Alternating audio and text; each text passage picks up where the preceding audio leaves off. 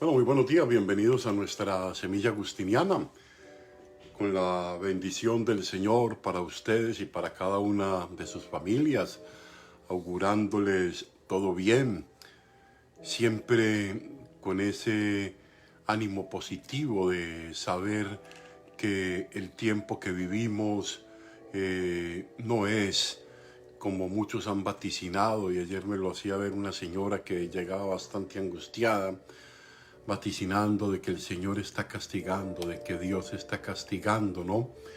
No, yo creo que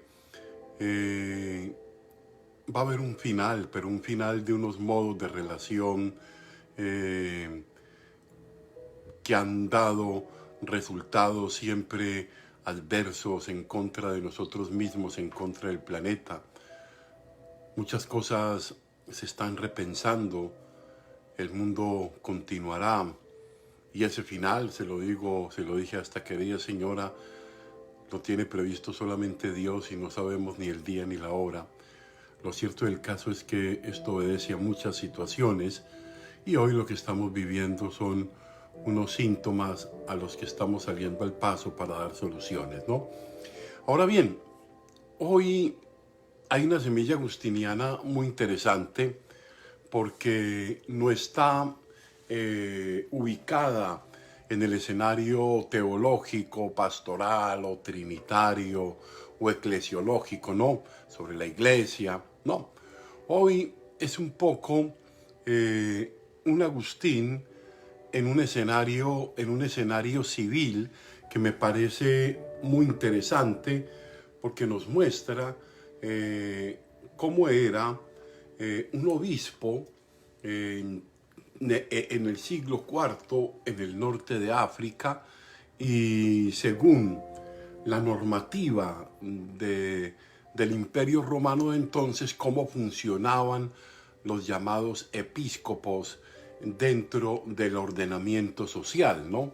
Entonces, bien interesante el texto porque Agustín deja entrever una inconformidad, un no sentirse a gusto en algunas situaciones que no eran para nada cómodas.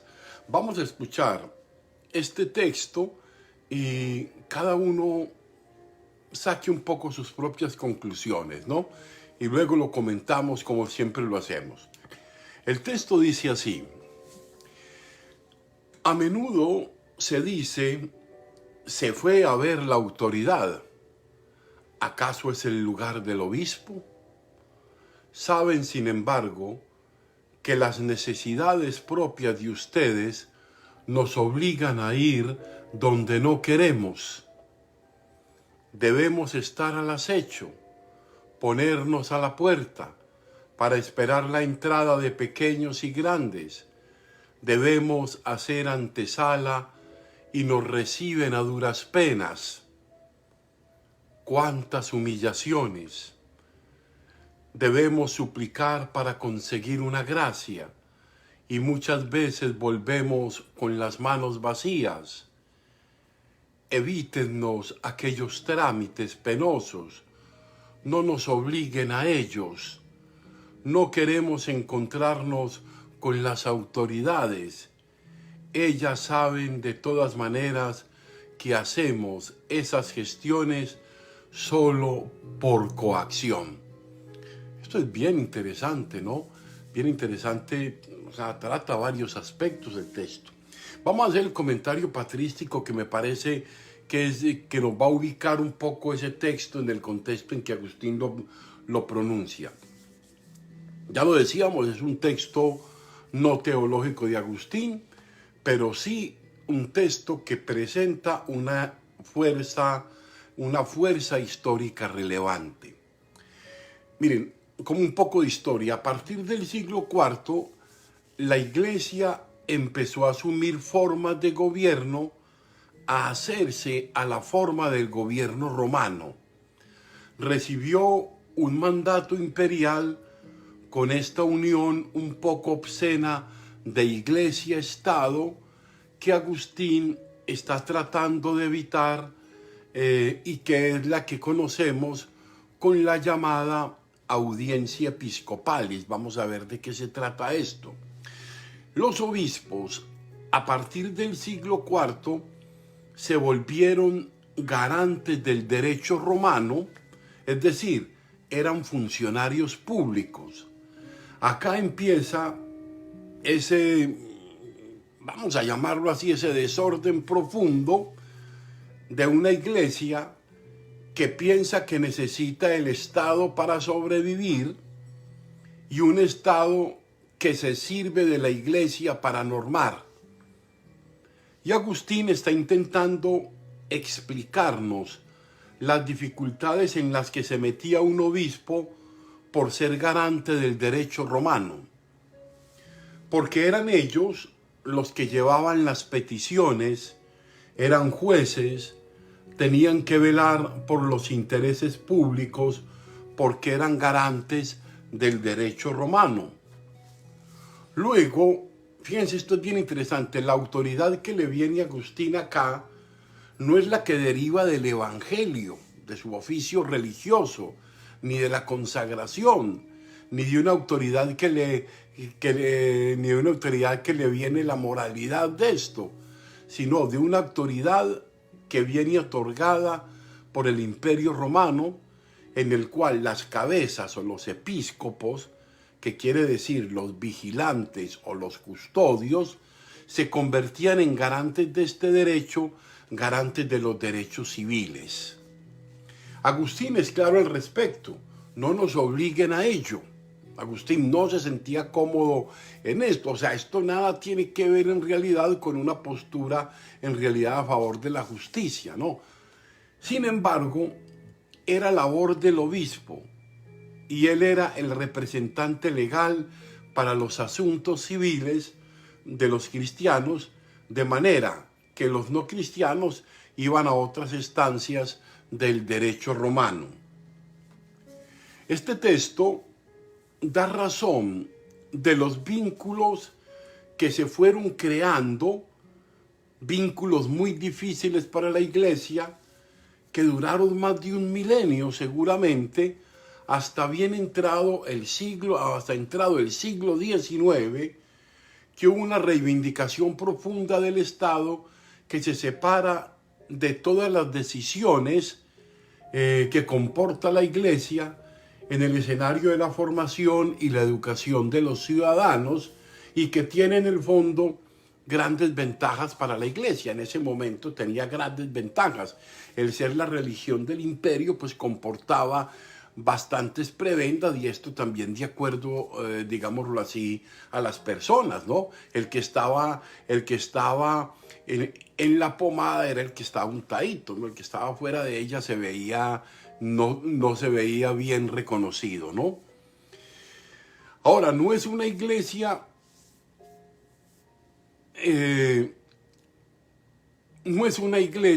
amangualada con el alcalde o con el rey o con el presidente y con los senadores, sino que tiene una misión propia y no necesita del reconocimiento del Estado.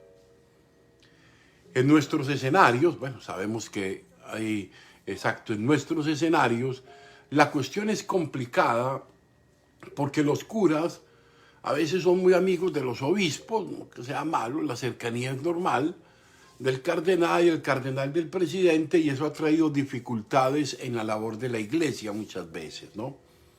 Agustín es consciente de esos límites, por eso le dice a la gente que no los coloquen en esa situación, ¿no? Esto es bien interesante. San Agustín aclara la incomodidad que suponía el cargo de la audiencia episcopalis. Muchas veces se exponía a las habladurías de la gente que pensaba que estaba solo codeándose con las autoridades civiles, buscando no sé qué prebenda para su interés personal. Algo así como, mírenlo, siempre anda con esas autoridades, ¿qué estará buscando? Digamos así, se podría pensar eso. Agustín lo expresa de esta manera: todos somos cristianos, pero yo soporto una carga de más peligro. Con frecuencia se habla de mí. ¿A qué tendrá que ir a visitar a tal autoridad? ¿Qué busca el obispo tratando con ella? Fíjense que ya insinúan que hey, ¿para qué está el obispo allá? Ya hablaban, ya había comentarios de corredores sobre ese tema, ¿no? Le recuerda Agustín a sus críticos que solo es por el amor y el servicio a ellos que él asume esa pesada y desagradable carga que muchas veces no son tratados bien y muchas veces les toca salir después de horas de espera sin ningún resultado positivo. Entonces, bien interesante. Miren, así lo explica Agustín. Y sin embargo, todos ustedes saben que son sus necesidades las que nos obligan a ir donde no queremos, a observar, a guardar de pie a la puerta, a esperar mientras entran dignos e indignos, a hacerse anunciar, a ser admitido con rara frecuencia, a sufrir humillaciones, a rogar, a veces a conseguir algo y otras a salir de allí triste. Fíjense Agustín cómo describe cómo ese proceso, toca ir, hacer las filas, hacer el lobby, esperar, llevar las peticiones, tener todo organizado y muchas veces son objeto de humillaciones y de maltratos. Obviamente que esto lo ignora el pueblo, lo ignoran las personas, ¿no? Agustín está muy claro, además del disgusto que le causa estar obligado a hacer este servicio de funcionario del Estado que le trae tantas incomodidades y que le hace sentir que le resta tiempo al anuncio del Evangelio, que es su verdadera misión. Esto es bien interesante, o sea, por un lado está el hecho del compromiso social histórico que tenía Agustín en su momento, lo que le correspondía no por gusto propio, sino por obligación que el imperio le asignaba dentro de ese gran concordato iglesia-estado. Miren lo que dice Agustín. ¿Quién querría sufrir todo eso de no verse obligado? Déjenme libre, que nadie me obligue a padecer tales cosas. Concédanmelo, denme vacaciones al respecto, dice Agustín. Se los pido, se los suplico, que nadie me obligue. Fíjense, el tono casi desesperado con el que Agustín está diciendo eso. No quiero tener nada que ver con las autoridades. Sabe Dios que lo hago obligado. O sea, Agustín entendía que había muchas prebendas, que había mucha, probablemente corrupción desde dentro, que hacer de mediador pues no era para nada fácil. Pero también es el caso de las habladurías que son de ayer y que son de hoy, que seguramente van a haber de siempre, porque va a haber siempre personas con el ánimo de hablar y de criticar. Mire, se preguntan mucho si el estar frente a las autoridades, se preguntan si los han cuestionado de verdad, si les han llamado la atención sobre su mala gestión, sobre los maltratos, sobre lo que ellos viven. Agustín les recuerda que sí lo ha hecho, solo que no lo ha hecho en modo público, sino que ha llamado la atención a quien corresponde en cada caso. Entonces él no tiene que hacerlo público, o sea, que no duden de que él no fue allá a tomar tinto o a emborracharse o a ganar prebendas, allí fui a solucionar los problemas de ustedes. Entonces aquí dejen de ser chismosos y no se pongan a hablar tanto sin saber, es lo que Agustín les va a decir. Me comporto con las autoridades como debo comportarme con cristianos. Si entre ellas encuentro cristianos, con los que son paganos, como debo comportarme con paganos, queriendo el bien para todos. Esto es bien interesante. Amonesté, dice, a las autoridades a que hagan el bien. He de amonestarlas en vuestra presencia, ¿no? Saben que lo he hecho, ignoran si lo he hecho o no. Sé bien que lo ignoran y que juzgan temerariamente. Fíjense, Agustín, de qué manera se plantean las cosas. O sea, cuando se está en un lugar público de estos, cuando se está de mediador en situaciones de estas, siempre se está expuesto a la comidilla de las personas, al comentario malintencionado. Y eso ha estado siempre y en cada momento.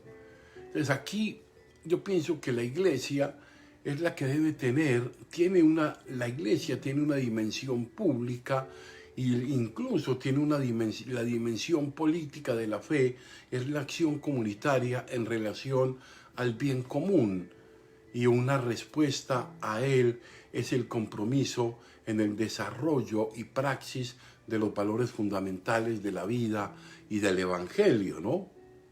Vamos a pedirle pues al Señor que con Agustín, en el ejercicio de ser cristianos, cuando nos toca ir ante las autoridades, saber ser garantes del derecho y saber también que no siempre se ha de recibir de buen agrado, incluso de los más cercanos, que no haya un mal pensamiento respecto a la gestión que podemos hacer. Pidámosle pues al Señor que ilumine hoy en modo especial a todos los gobernantes.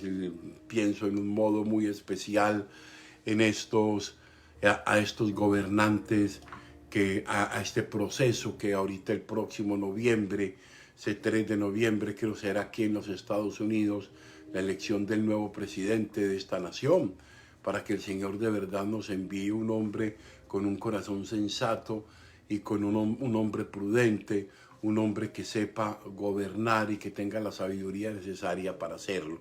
Oraremos para que ilumine los corazones de los ciudadanos de los Estados Unidos para que hagan la elección que corresponda.